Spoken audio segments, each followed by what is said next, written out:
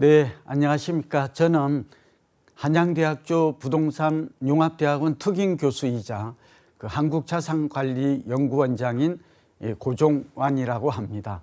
오늘 EBC 방송, 특히 여유만만 부자 설계 시간에 함께 하게 되어서 몹시 영광이고 기쁩니다. 오늘 제가 이렇게 출연하게 된 이유는 크게 두 가지인데요. 하나는 지금 부동산 경기가 어떻게 변동할지, 그러니까 부동산 시장 흐름과 전망에 관한 얘기를 좀 하고자 합니다. 두 번째는 과학적 자산관리 전략이라고 해서 노후 준비를 비롯해서 앞으로 어떻게 하면 부동산 투자를 통해서, 그러니까 내 집 마련을 포함해서 상가나 오피스 빌딩, 토지 등을 투자할 때 성공적인 법칙이나 근본 원리가 있다면, 그리고 실패하지 않고 성공할 수 있는 성공 전략이 무엇인지에 대해서 알아보고자 합니다. 저의 소개를 좀 잠깐 할 필요가 있을 것 같습니다. 지금 화면에 나오고 있습니다만, 저는 좀 부동산 1세대에 속하고요. 두 번째는 이제 아무래도 활동한 지가 한 20년 되었습니다. 본래 저는 부동산 공부를 통해서 전문가로 활동한 사람은 아니고, 저는 이제 부산대 법대를 졸업하고 이제 삼성물산과 한국통신 인사부장을 했습니다. 그러고 나서 이제 IMF라는 걸 겪었죠. 이 IMF 얘기를 하고자 해서 저의 경험을 말씀드린 것입니다. 그러니까 저는 97년 말 IMF 때 제가 다니던 대기업과 이제 공기업, 지금은 KT죠, 그만두고 나오게 되었습니다. 그러다가 이제 뭘 할까? 그 당시에는 취업도 잘 안 되어서 경제가 몹시 어려웠죠. 이 말을 하는 이유는 우리 경제가 다시 좀 어려워지는, 이제 10년마다 위기설이 온다는 말도 있잖아요. 이런 관점에서 오늘 제가 겪었던 이런 경험도 오늘 강연에 소중하게 활용이 될 것입니다.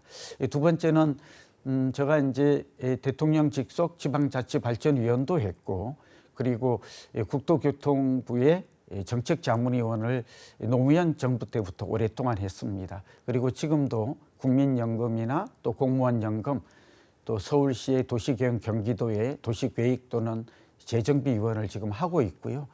또 제가 우리나라 신문사의 명예기자도 했고, 그리고 이제 가장 큰 국민은행으로 대비되는 KB금융그룹의 외부자문위원으로도 좀 활동하고 있습니다. 이 말씀 드리는 이유는 이제 저의 경험이나 이런 것들이 오늘 저의 강의에 고스란히 녹아 있고, 이런 경험을 바탕으로 해서 좀 알차고 유익한 강의를 하겠다 하는 약속이라고 볼 수 있습니다. 그리고 이제 건국대학교에서 이 부동산 석사를 했고요. 그리고 이제 한양대에서 도시공학을 했습니다. 그래서 지금 현재도 이제 한양대학교 또 인하대 등에서 초빙 교수, 특임 교수를 하고 있어서 이제 이론과 실물과 그리고 정책의 이런 경험을 당해서 오늘 강의가 정말 여러분들에게 유익하고 알찬 내용이 되도록 최선을 다하겠습니다. 지금 책을 이렇게 가지고 왔는데요. 오늘 혹시 강의 중에 홍보하려고 온 건 아닙니다. 제가 최근에 나온 저서가 여러 권이 있는데, 부동산 투자는 과학이다, 이 책이 아마 보신 분들이 꽤 많을 것 같아요. 한 15만 부 해서 가장 부동산 책 중에는 지금까지 아마 베스트셀러인 걸로 알고 있고요. 지금 최근에 낸 게 4집, 8집, 이 내용이 오늘 강의 내용이 또 이 교재에 고스란히 담겨져 있습니다. 요약해서 설명을 드린다는 점을 말씀을 드리고, 혹시 강의가 조금 아쉽다, 부족하다, 공부를 더 깊이 있게 광범위하게 하고 싶다는 분이 계시면 이 책을 한번 봐주시는 것도 도움이 될 것 같습니다.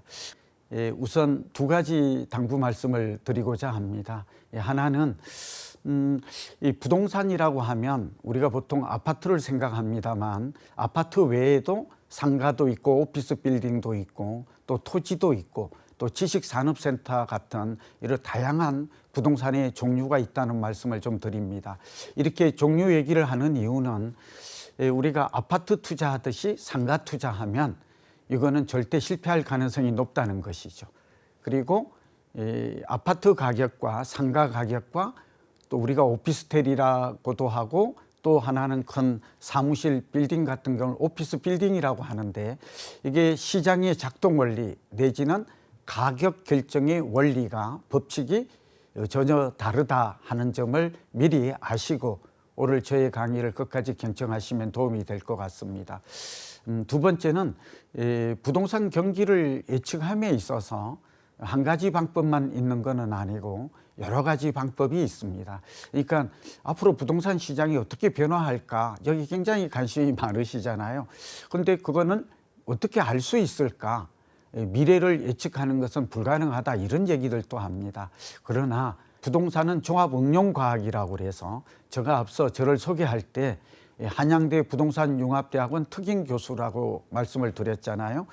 저의 전공 분야가 소위 부동산 경제학과 부동산 경영론, 그리고 부동산 정책, 자산 관리를 주로 제가 강의를 하는 연구 분야입니다. 이 분야에 따르면 부동산은 생각보다도 많은 학문이 연관이 되어 있습니다. 인접 학문이라고 하죠. 경제학, 경영학, 행정학, 정책학, 또 여기다가 풍수지리까지, 건축은 물론이고요. 그래서 이 말씀을 미리 드리는 이유는 부동산은 생각보다 많은 학문으로 융합되어 있는 것이고, 두 번째는 부동산에 대한 지식과 이런 것들이 몹시 복잡하고 좀 체계화되어 있다는 것입니다. 오늘 제가 자산관리 전략 중에 성공적인 전략 또는 효율적인 전략, 이런 말 대신에 과학적 자산관리 전략이라고 이름을 붙인 이유를 조금 이해하실 수 있으신가요?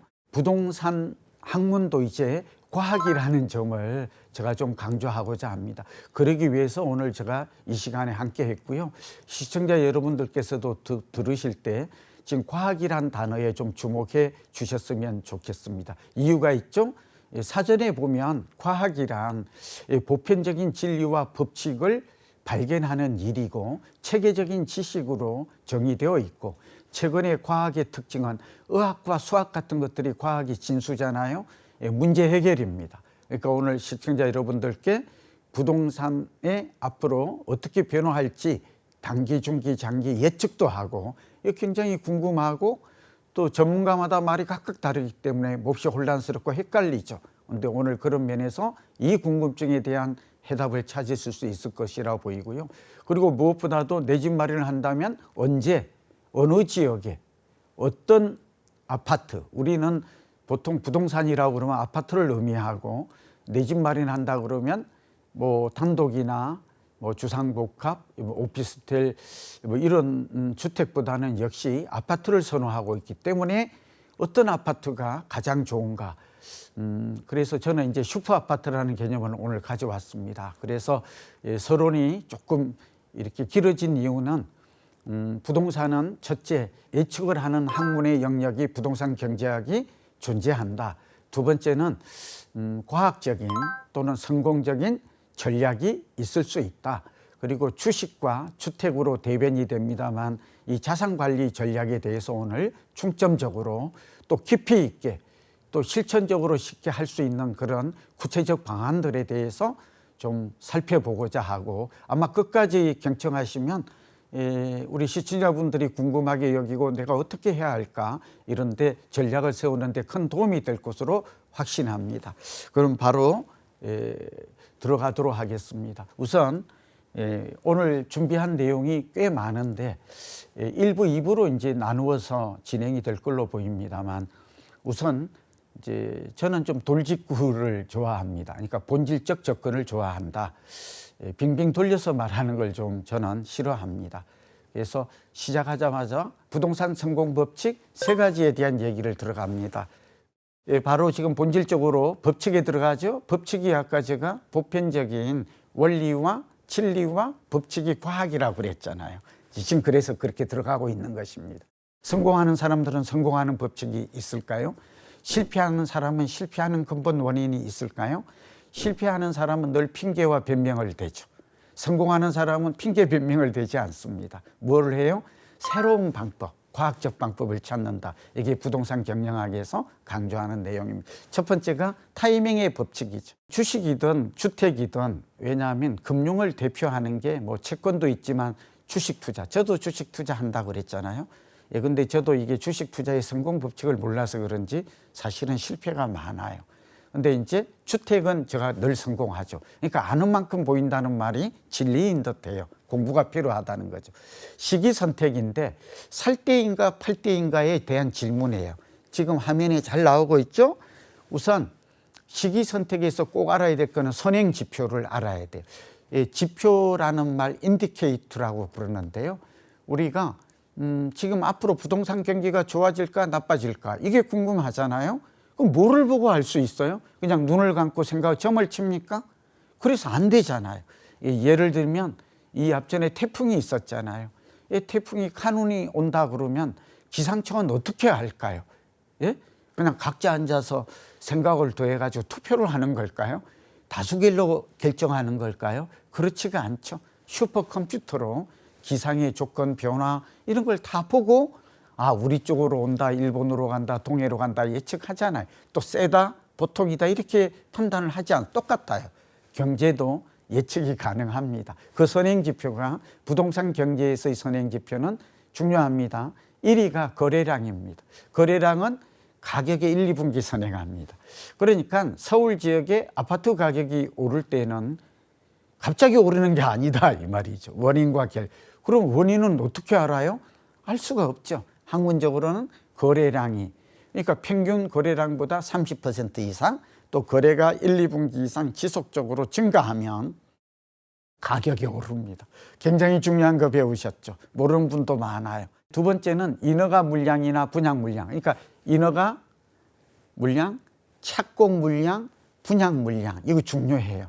예를 들면 지금 서울 지역에서 이제 전국적으로도 공통적인데 인허가 물량이 줄어든다고 그래요. 착공 물량이 왜 줄어들까요? 금리가 오르고 분양이 잘 안 되니까. 서울은 좀 잘 되지만 수도권까지. 그러면 결국은 지금 분양 물량이 40% 줄었다는 것은 이렇게 해석할 수 있어요. 예측가. 인허가 물량은 인허가를 받고 입주 물량이 중요하죠. 입주할 때까지 걸리는 기간이 4, 5년이에요. 그리고 우리가 보통 착공을 해서 입주할 때까지 우리는 선분양 제도니까 이게 한 3, 4년 정도 됩니다. 그리고 분양해서 입주할 때 기간은 평균 기간이 30개월, 2년 6개월 돼요. 3년이 안 되죠. 그러니까 지금 분양 물량이 줄어들고 있다는 것은 한마디로 이게 굉장히 중요해요. 지역별로 나라 전체도 중요하지만 지역별로 봐야 돼요. 이 얘기는 결국은 2, 3년 후에 서울과 수도권의 집값은 오를 확률이 높다. 물론 이것만 보아서는 안 되지만 이걸 알 수 있는 중요한 선행 지표다라는 참 설명이 필요하죠. 흥미롭죠? 그래서 알 수 있어요. 뭐 얼치기들이 막 폭등한다 그러면 어떡할까? 또 폭락한다 그러면 또 이렇게 생각하지 휘둘리지 마세요. 부동산 공부 제가 온 이유, 이 공부가 중요한 이유는 정말 그렇게 하는 거예요. 그래서 미분양 물량이 중요하죠.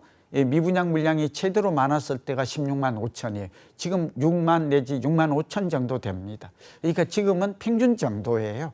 근데 미분양 물량이 만약에 10만 가구를 넘어서고 16만 5천이 이렇게 된다면 그건 위기가 온 거예요. 부동산 경기가 침체되어 있다는 뜻이에요. 이해됐죠? 청약 경쟁률도 보고 경매 시장도 중요해요. 그러니까 분양 시장과 경매 시장은 선행 시장의 역할을 한다. 그러니까 기존의 아파트가 거래되는 이 시장도 중요하지만 그러니까 분양 시장을 보면 사람들이 얼마나 부동산에 대한 관심과 구매 열기가 높은지 시장이 지금 뜨거운지 차가운지를 알 수 있는 지표다. 두 번째가 경기순환 변동률인데 이거 꼭 강조하고 이해하셔야 돼요. 우리나라 부동산 경기는 사이클이 있어요. 사이클 아시죠?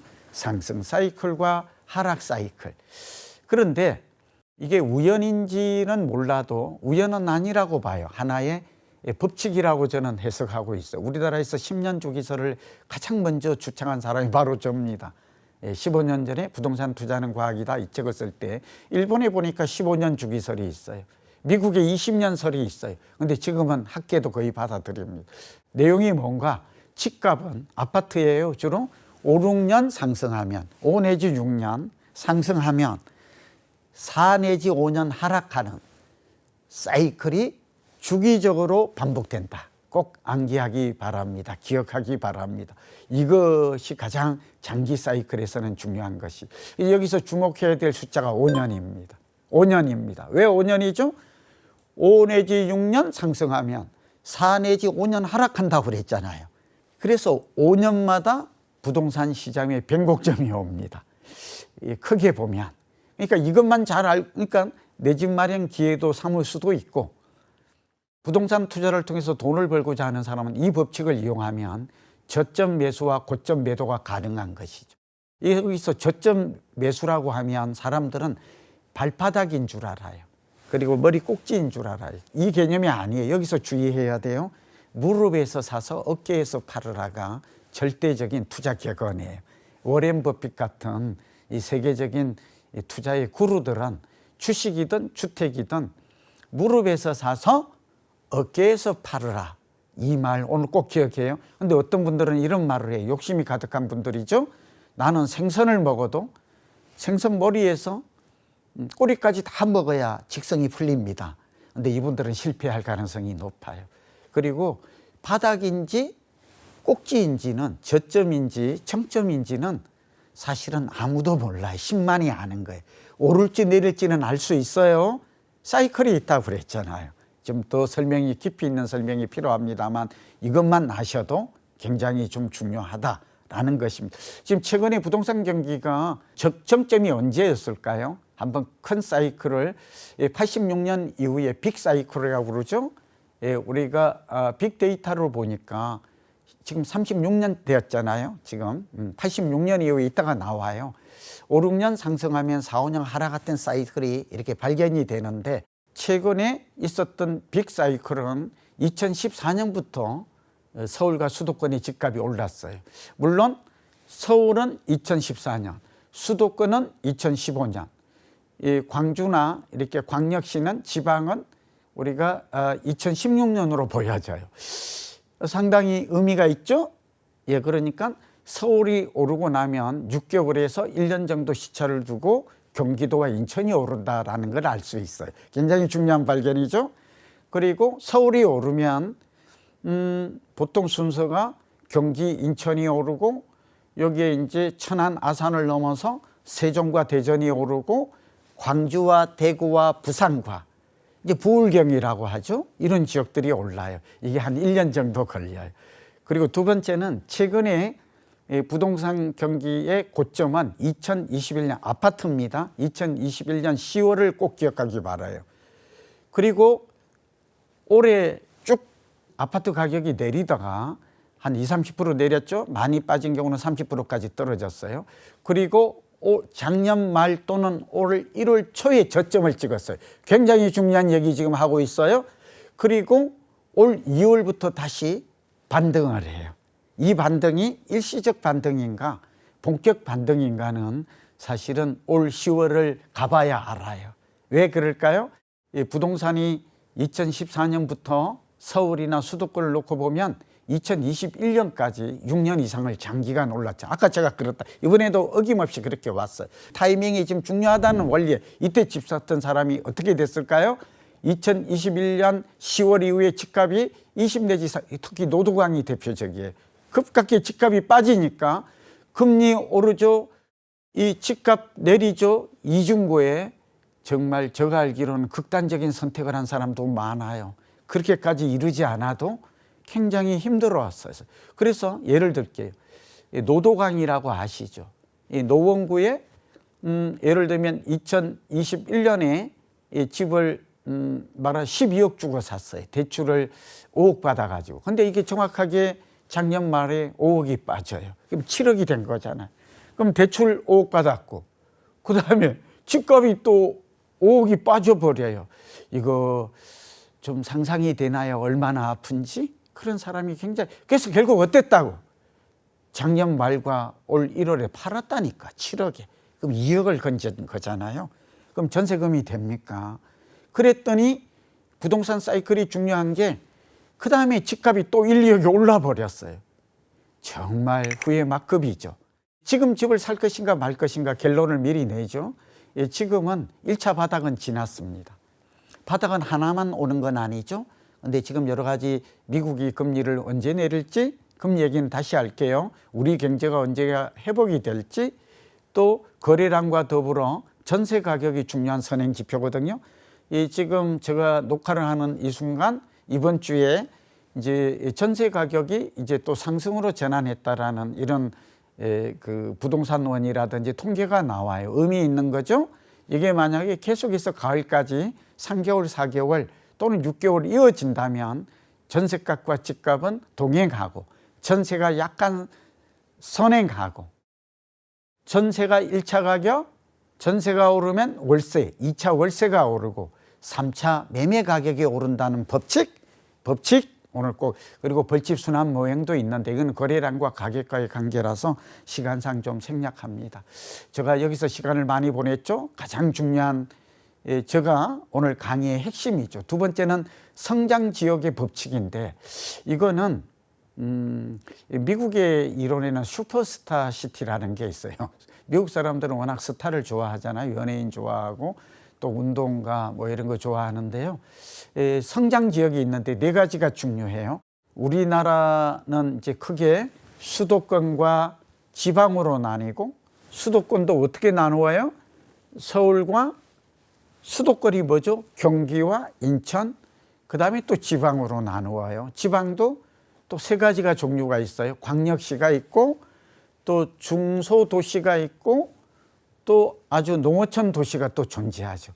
야, 지역의 종류가 굉장히 많죠. 근데 집값은 어디부터 오를까요? 서울부터. 서울 중에서도 뭐라고요? 오늘 서울에 계신 분도 많이 볼 텐데, 강남이 최상위 시장에 존재, 최상위 시장에. 그러니까 시장도 계층 구조화되어 있다라는 거, 이거 좀 이해해야 돼요. 두 번째, 강남이 오르면 마용 성광동이 오르는 거 아시나요? 어딘지 아시죠? 마포, 용산, 뭐 이렇게 성동, 요즘 많이 뜨는 지역이죠. 그러고 나면 하위 시장이 노도광과 금광구예요. 어디죠? 노원, 도봉구, 강북구. 금광구 어딘지 아시죠? 금천, 관악, 구로, 이런 데를 의미해요. 굉장히 중요한 얘기죠. 그래서 강남이 오르면 결국은 마용, 요즘은 이제 용산은 거의 강남 반, 대통령실이 이전함에 따라서 용산이 발전이 굉장히 빨라지게 생겼어요. 그건 예측이 가능하죠.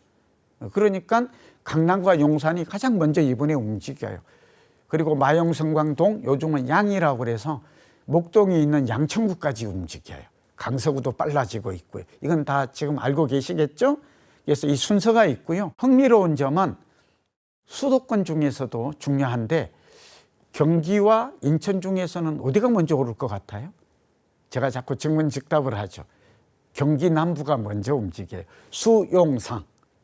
요즘은 반세권이라고 그래서 삼성 반도체 클러스터가 나온 바람에 이제 화성과 평택이 과세해요. 그러니까 여러분, 수도권의 움직임도 이 강의를 듣고 공부를 하고 들으면 이제 굉장히 눈에 분명하게 선명하게 딱 들어와요. 수용성이 대도시가 먼저 움직인다. 수용성은 아시죠? 수원, 용인, 수용, 성남이에요. 인구 100만 특례 도시죠. 근데 최근에서는 화성과 평택이 같이 합류하고 있다. 이유가 뭘까요? 산업이 부흥을 하면 삼성 반도체 클러스터 효과라고 그럴 수 있어요. 중요한데 그냥 이쯤 설명할게요.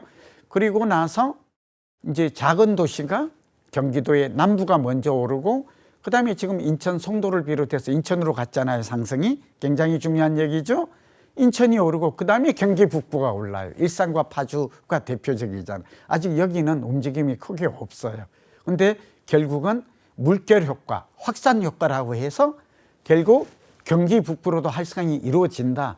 그 다음에 이제 천안, 아산에서 이제 세종, 이렇게 대전에서 광주, 대구, 부산으로 이어진다. 제주도까지 가겠죠. 근데 제주도는 좀 차이나 먼이라고 그래서 중국의 영향을 받으니까 잠시 좀 보류를 합니다. 성장 지역인지 아닌지는 네 가지 성장 지표를 통해서 알 수 있어요. 그게 뭐냐? 첫째는 인구 구조의 변화, 인구 증가예요, 그냥. 두 번째는 소득 구조의 변화, 소득 증가해야 돼요. 세 번째는 인프라스트럭처, 기반시설이라고 하죠. 증가해야 돼요. 근데 기반시설은 또 네 가지가 있어요. 뭐냐면 소위 교육 인프라가 있고, 교육 중요하죠. 교통 인프라가 있고, 세 번째는 산업 인프라, 인더스트리가 있어요. 그러니까 산업시설, 아까 말했잖아요. 지금 용인이 뜨고 있는 거, 화성이 뜨고 있는 거는 반도체 클러스터 국가산업단지가 들어선 거예요.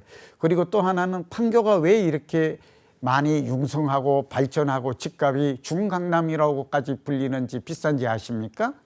판교는 미국의 실리콘밸리가 있다면 한국에는 테크노밸리가 있다라는 말처럼 이건 산업단지가 들어선 거예요. 그러니까 여러분, 광주나 전주나 이런 지역도, 지방도시도 산업단지가 들어서면 특정 지역에 땅값과 집값이 오를 수 있다. 부동산은 토지와 건물로 구성되어 있는데 땅값과 집값이 오를 수 있다라는 걸 의미해요.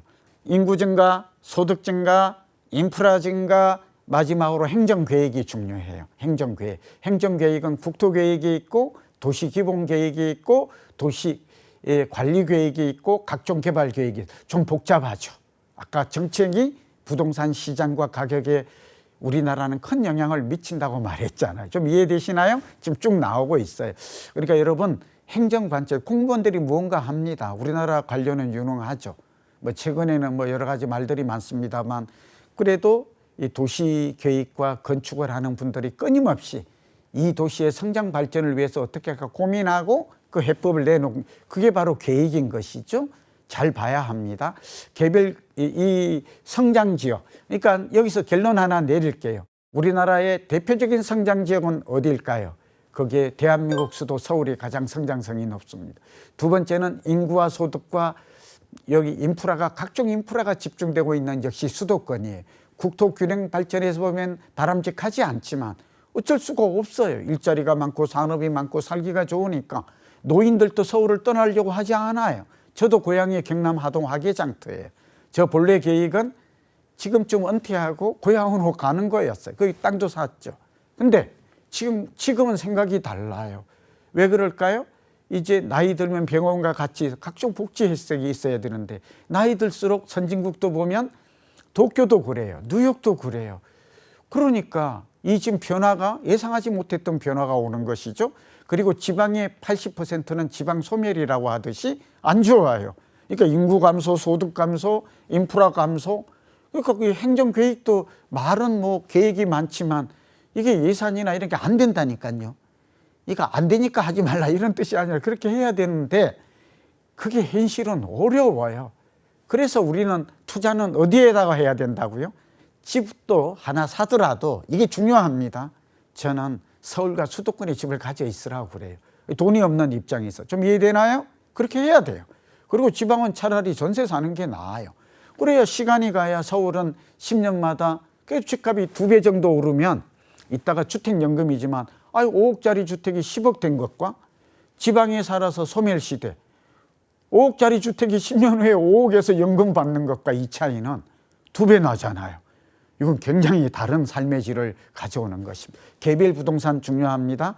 오늘 여러 가지 부동산에 굉장히 중요한 일, 그러니까 지방 같은 데도 세종이나 몇 군데를, 광역시 정도는 괜찮아요. 그러니까 대도시는 괜찮은데 중소도시로 갈수록, 그리고 중소도시라고 해서 다 나쁜 건 아닌데 20% 정도는 뭐 산업도시 성장하는 곳이 있다 하는, 이곳을 잘 찾는 일이 중요하다. 개별 부동산의 법칙인데요. 이거는 이거예요. 주식이 많잖아요. 어떤 주식을 선택하는가. 뭐 대표적인 게 2차 전지를 막 10배까지 오르잖아요. 10배 오른다고 해서 다른 주식에 사면 10배 오를까요? 그러니까 이 부동산도 개별 부동산, 이게 이제 슈퍼 부동산이라고 하고 슈퍼 리얼티라고 하는데, 오늘 슈퍼 아파트라는 개념을 제가 국내에 처음으로 가져왔거든요. 이게 뭐냐면 살기 좋고, 리브죠. 주거 가치와 사기, 바이, 한글이 좀 어려워요. 살기도 좋고, 리브 밸류, 사기도 좋고, 바이는 소위 인베스트먼트, 투자하고 같아요. 이 주거 가치와 투자 가치를 겸비한 아파트. 그게 입지 가치. 우리가 부동산은 입지가 가장 중요하다면서요. 얼마나 중요할까요? 첫째도 입지, 둘째도 입지, 셋째도 입지라고 합니다. 얼마나 중요할까요? 부동산 가격의 50% 절반 이상이 입지라고 합니다. 그럼 입지가 뭘까요? 입지는 땅 위에 서 있다는 뜻이잖아요. 일본식 한자어죠. 그런데 영어로는 로케이션이라고 해요. 참 어렵죠. 주거 입지 같은 경우는 4가지입니다. 하나가 뭘까요? 주거 입지는 첫째는, 그러니까 주거의 입지, 아파트 입지가 가장 좋은 거는 내가 주관적으로 판단하는 게 아니에요. 부동산 경제학에서는 네 가지. 지금 기억해요. 첫째는 교육이냐 교통이냐 네 가지인데, 최근에 서울과 수도권은 교육, 에듀의 가치가 조금 더 입지에서 차지하는 비중이 높아집니다. 지하철이나 교통보다. 왜 그럴까요? 아무래도 자녀의 교육에 대한 관심이 높아져. 그러니까 강남에 매매든 자가주택이든 전세든 온 사람들을 물어보면 출퇴근의 편리성, 그러니까 내가 직장이 강남에 있기 때문에 강남의 아파트로 좀 비싸지만 왔습니다. 이런 사람도 있겠지만 사실은 자녀에게 좀 더 좋은, 요즘 뭐 교육이 난리잖아요. 문제잖아요. 그러기 위해서 온 사람이 더 많다라는 것이에요. 그러니까 강남에 집값이 비싼 이유는 입지가 좋기 때문이고, 교육 입지가 좋기 때문이고, 좋은 학교와 학원이 있기 때문이다. 아시니까 이해하시죠? 그런데 고소득층, 상류층들은 교육의 가치가 절대적이에요. 높아요. 압도적이에요. 그러나 중산층은 달라요. 그러니까 예를 들면 서울의 전셋값과 집값이 비싸서 경기도와 인천으로 많이 밀려가잖아요. 좋아서 가는 건 자발적 이주가 아니죠. 근데 이 사람들은 왜 가는가 하는 것은 전셋값과 집값이 감당이 안 되니까 가는 거다. 참 억울하죠. 안타깝죠. 근데 이 사람들인 경우는 서울과 출퇴근을 해야 되기 때문에, 우리나라 사람들은 출퇴근의 평균 시간이 약 58분이에요. 그러니까 1시간. 그러니까 하루에 2시간을 출퇴근에 소요하고 있어요. 그러니까 갈수록 시간도 없고 스트레스, 출퇴근 스트레스가 정신적 스트레스, 시간적인 거, 여기에 따른 다른 비용까지 자기 개발 못 하잖아요. 몸의 피로, 이 모든 걸 다 감수하고 가는 거거든요. 그러니까 이 사람들은 교통이 편리한 곳을 가요. 그러다 보니까 GTX, A, B, CD가 뜨는 거예요. 또 좀 이해됐죠? 그러니까 지하철 연장성 이걸 주면, 수도권은 특히 심해요. 이게 다 출퇴근 시간을 좀 줄여보자, 스트레스를 줄여보자, 시간 비용을 줄여보자, 이런 노력이잖아요. 또 하나는 안정적인 주거. 서울의 전세에 가보면, 서울의 전세값이면 이 수도권에 집을 살 수가 있거든요. 서울의 전세 가격은 전세가율이 53%인데 약 7억 정도 해요. 지금 제가 답이 다 나왔죠. 서울의 전세값이면 경기 인천에 내 집 마련을 할 수 있다. 지금 이것도 굉장히 여러분 오늘 저희 강의를 통해서 알 수 있는 거예요. 결론은 뭔가? 입지가치, 희소가치, 수익가치, 미래가치, 가치체계, 지식가치 체계가 중요하고, 이런 아파트를 잘 선택해야 되는데 입지가 가장 중요하니까 여기서 지금 시간을 지금 상당히 투입하고 있는 거죠. 교육 입지, 교통 입지. 근데 교육이 서울은 좀 앞서더라. 그러나 중산층은 교통의 입지를 더 중시할 수도 있다. 세 번째는 쇼핑의 편리성이에요. 요즘 이커머스라고 그래서 온라인 쇼핑이 유행하지만, 그래도 아직은 대규모 뭐 홈플러스가 됐든 이마트가 됐든 뭐 월마트가 됐든 롯데마트가 됐든 이런 것들이, 이게 시간을 비용, 그러니까 가격도 싸게 저렴하게 구매할 수 있고 시간 비용을 줄이잖아요. 이게 굉장히 집값에 주는 영향이 한 5 내지 10%다라는 보고서도 있습니다. 그리고 코로나 팬데믹 이후에 우리에게 가져둔 게 있죠. 힐링이죠. 건강이죠. 그러니까 녹지 공간이 중요해져서, 서울 같은 경우에는 녹지 공간이 가장 인기가 있는 게 한강이에요. 그러니까 한강은 두 가지를 해요. 한강변에 있는 아파트는 조망권을 확보하게 되고, 또 하나는 한강이라는 공원의 편익을, 공원 녹지 공간의 편익을 누려요. 그래서 이런 재미나는 그 가격이 있어요. 서울의 아파트 가격이 비싼 곳이 최근에 뜨는 게 한강변에, 강남의 한강변의 재건축. 이 강남이었던, 요즘은 이제 성수동으로 가요. 압구정이 건너편에 성수동이잖아요. 그리고 용산으로 가요. 그러니까 강남과 성수동과 그다음에 용산과 여의도의 한강면 아파트가 계속 신고가를 갱신하는 이유 중에 하나는 재건축의 호재도 있고, 제 얘기는 입지 가치가 증가하고 있다. 좀 이해되세요? 또 하나 재미나는 건, 우리가 신반포 아크로 리버파크인데 여기가 34평이 최고가를 46억을 찍었거든요. 좀 놀랍죠. 건물의 기준으로 3.3제곱미터는 1억 2천이 나와요. 뭘 말하고자 하는 걸까요? 아, 서울에 이제 제일 비싼 순수 아파트는 아파트 평당 가격이 1억 2천을 찍었거든. 홍콩이 1억 5천이고 평균 가격이 싱가포르이 1억임을 감안하면 이제 서울의 강남의 아파트 가격은 거의 싱가포르 수준에 오거든. 굉장히 중요한 내용이에요. 대장주 최상위 계층의 아파트 가격이 얼마인가? 그러면 그게 결국 물결효과 확산 효과로 인해서 전체로 이제 확산된다는 것은 다 아시잖아요. 그래서 한강변 얘기가 지금 중점입니다. 주제가 한강변이 보이면 46억, 한강변이 안 보이면 36억. 그럼 결국 한강변이 주는 가치가 10억입니다. 서울의 아파트 한 채 가격과 맞물리고 지방의 아파트 가격은 2억 4천이고 이 광주나 대전이나 이 광역시의 집값의 평균이 약 5억이 안 돼요. 이거보다 아파트 한 채 값의 가격을 한강변을 조망하고 한강의 공원을 누리는 가치로 기꺼이 지불한다. 미쳤을까요?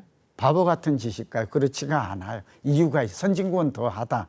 지금 오늘 입지 가치가 주는 가격에 미치는 영향력이 얼마나. 미래 가치가 중요해요. 미래 가치는 아까 성장 지역과 똑같아요. 지금은 그러니까 예를 들면 신설 역세권을 주목해야 돼요. 그 다음에 신설 산업단지가 들어가는 걸 주목해야 돼요. 그리고 부자촌으로 변신하는 것을 주목해야 돼요. 대표적인 게 부산의 해운대구죠. 대구의 수성구죠. 대전의 둔산지구죠. 이런 지역들은 이제 부자들이 밀집을 해요. 밀집. 부자들은 끼리끼리 모인다고요. 그 지역을 가까이 가도록 하라. 오늘 굉장히 촌철살인, 저는 금과옥조 같은 얘기를 합니다. 트렌드와 문화도 중요합니다. 그래서 지금의 트렌드는 이제 주거용은 아파트로 완전히 아파트가 대세가 됐어요. 두 번째, 그러니까 아파트가 가장 황금성도 높고 투자 가치도 높고 살기도 좋더라. 두 번째, 아파트 중에서도 신축, 구축, 재건축이 있어요. 신축이 좋더라. 신축은 15년 이내, 뭐 법으로 정해진 건 아니. 15년에서 30년을 구축이라고 그래요. 그 다음에 30년이 넘어가면 주택법에 재건축이 가능하기 때문에 재건축 이렇게 구분하거든요. 그러니까 인기 있는 아파트는 뭘까요? 신축이에요. 근데 신축도 15년이 지나면 결국 구축이 되기 때문에 노후화되기 때문에 그러니까 부동산은 토지와 건물로 구성되어 있는데 건물은 시간이 경과하면 아파트를 보세요. 노후화되고 노후화되면 감가상각되고 감가상각되면 가치, 경제적 가치죠. 밸류가 감소하고 가치가 가격을 결정한다. 가치가 감소하면 건물의 가치가 감소하면 감가상각에 따라서 아파트 가치도 낮아지고 가치가 떨어지면 가격도 하락해요. 굉장히 중요한 얘기 지금 하고 있죠. 아까 신반포 아크로 리버파크 새 아파트가 계속해서 인기를 끄는 이유는 살기도 좋고 건물이 좋으니까. 그리고 이 건물의 살기 좋은 프리미엄이 가격에 고스란히 반영되는 거. 땅값은 물론이고 땅값은 물론. 그러나 재건축이 될수록 뭐만 남아. 요즘 압구정 현대아파트가 최고 신고가를 갱신하죠. 이게 34평짜리가 최근에 한 6억에 올랐어요. 40억을 돌파해요. 그러면 이게 40년 된 재건축 아파트가 떴다는 것은 땅값이 오른 거예요? 건물값이 오른 거예요? 땅값이 오른 것이죠. 건물은 가치가 없다니까. 그래서 사실은 신축이냐 구축이냐 재건축이냐 따라서 토지의 가치가 중요하냐 건물. 새 아파트는 건물 가치가 시간이 갈수록. 그래서 10년마다 포트폴리오를 바꾸라는 게 오늘 고종환의 강의입니다. 여유만만 우리 오늘 여기 이 시간에 우리가 꼭 우리가 알고 있는 내용이기도 하죠. 이 트렌드예요. 그런데 아파트 중에서도 새 아파트의 트렌드가 높아지고 있고 평형은 어떻게 될까요? 소형, 중형, 대형으로 나누어요. 중형은 우리가 34평이라고 하는 84라고 그러죠. 85제곱. 중형이 대세. 이걸 국민평형이라고 그래요. 그런데 재건축은 또 달라요. 재건축은 요즘 또 대형이 뜨고 있고 또 하이엔드 주택이라고 그러죠. 트리마제라든지 이런 곳들은 보통 60평 이상은 상류층의 초고층, 고소득층은 작은 주택을 원하지 않아요. 투자 가치 때문에 그런 게 아니죠. 삶의 질. 그러니까 주택이 숙식 공간이 아니라 복합 문화 오락 공간으로 바뀌고 있다. 요즘은 심지어서 재택근무가 미국 같은 데 늘어나니까 집에서 업무 공간이 따로 있어야 돼요. 근데 좁은 주택에서 이게 뭐 숙식 공간, 업무 공간, 문화 공간이 구분이 되겠습니까? 그러니까 지금 이 주거 트렌드와 문화가 변하고 있다. 오늘 좀 저 말 이해되세요? 그리고 트렌드는 5년, 10년마다 10년 이상 바뀌는 걸 메가트렌드라고 그래요. 그리고 30년마다 그러니까 아파트는 앞으로 문화입니다. 앞으로 30년 이상 아파트를 대체할 만한 주거 공간이 없을 것이고, 주거 문화는 아파트가 대세로 잡을 문제는 적어도 20, 30년 갈 것으로 보입니다. 투자에 실패했던 분들은 오늘 아까 세 가지 중에 한 개가 실패한 거예요. 시기 선택에서 실패했거나, 그러니까 업계에서 팔아야 될 시점에 샀거나, 아시겠죠? 성장 지역인지 모르고 내가 투자한 지역만 안 올라요 이렇게 엉 울죠? 성장 지역이 아닌 거예요. 왜 서울은 3배가 오를 때 우리 동네는 뭐 꿈쩍도 않는가, 이런 질문 많이 받죠. 다 다르다고 그랬죠, 지역별로. 이게 굉장히 중요해요. 세 번째는 왜 어떤 아파트는, 그러니까 아파트는 많이 오르는데 내 아파트는 안 올라요, 이 질문 많이 받거든요. 이유가 있다 없다? 있다. 아파트는 오르는데 빌라는 안 올라요. 이유가 있다 없다? 아까 트렌드 얘기했잖아요. 문화가 있다. 지금 오늘 이겁니다. 이 깨달음이 우리에게는 앞으로 미래를 확 달라주게 할 것. 오늘 제가 공부한 내용만 잘 지키셔도 아마 노후에 정말 10년마다 나의 재산이 2배, 3배 늘어나는 기쁨. 그러니까 60세가 지금 제대로 저희 얘기를 따라 한다면 90세가 되었을 때 재산이 뭐 4배, 5배가 늘어난다. 이건 자신이 있습니다. 늘어납니다. 여러분, 오늘 숨가쁘게 달려왔습니다. 저도 최선을 다했습니다. 경청해 주셔서 감사합니다. 우리 EBC 많이 사랑해 주십시오. 건강하시고 행복하십시오.